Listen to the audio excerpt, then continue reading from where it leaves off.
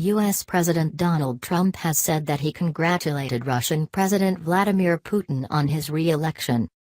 Speaking to reporters in the Oval Office, Mr. Trump said they would likely meet soon to discuss the arms race and crises in Ukraine, Syria, and North Korea.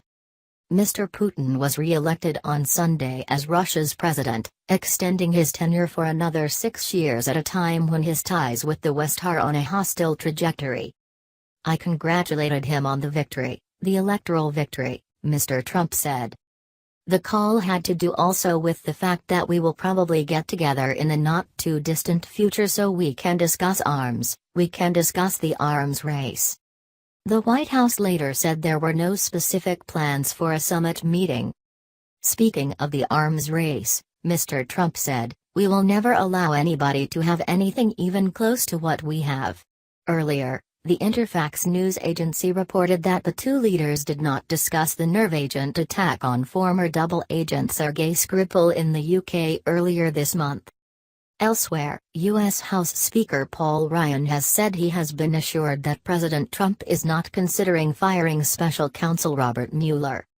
The special counsel should be free to follow through his investigation to completion without interference. "Absolutely," Mr. Ryan said at a news conference. "I am confident that he'll be able to do that. I've received assurances that his firing is not even under consideration. We have a system based on the rule of law in this country. We have a justice system and no one is above that justice system," he said.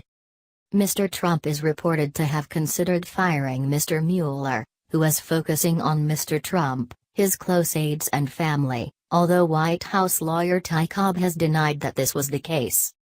Mr. Mueller is probing whether the Trump campaign joined in Russian efforts to interfere with the 2016 presidential election, efforts that sought to boost Mr. Trump's chances of winning, according to U.S. intelligence.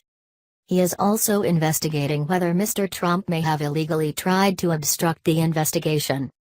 In recent weeks, Mr. Trump has reportedly been increasingly agitated by Mr. Mueller's 10-month investigation.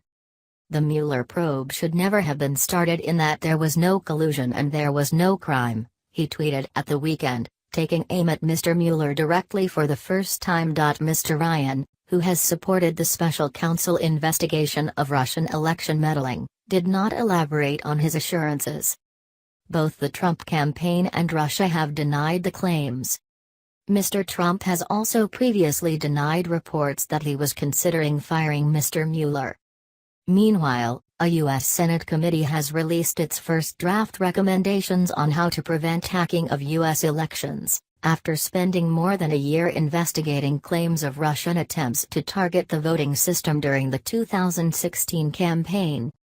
The Senate Intelligence Committee has called on Congress to urgently pass legislation to boost assistance to states and establish a voluntary grant program.